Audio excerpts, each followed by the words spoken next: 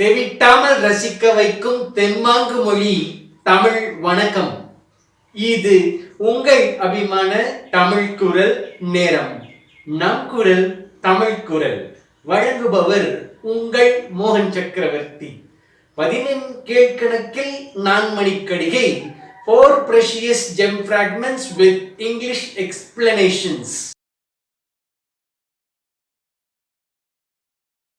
இனிது உண்பான் என்பான் உயிர் கொள்ளாது உண்பான். முனிதக்கன் என்பான் முகன் ஒளிந்து வாழ்வான். தனியன் எனப்படுவான் செய்த நன்று இல்லான். இனியன் எனப்படுவான் யார் யார் கேயானும் முனியா ஒழுக்கத்தவன். நான்மணிக்கடிகை 58. இனிமையாக உண்ணக்கூடியவன் யாரென்றால் மற்ற உயிர்களை கொன்று அதன் மாமிசத்தை உண்ணாது இருப்பவன்.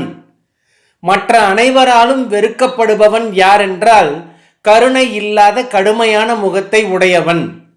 தனிமையானவன் என்பவன் யாரென்றால் மற்றவர்கள் செய்த நன்மையை மறந்தவன் ஆவான்.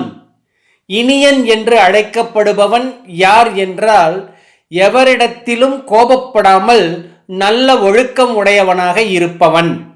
One who is said to eat good food seems not eating the flesh of other souls by killing.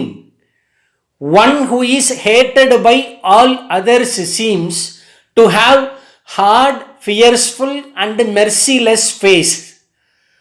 One who forgets the advantages and benefits obtained from others seems to be isolated and separated.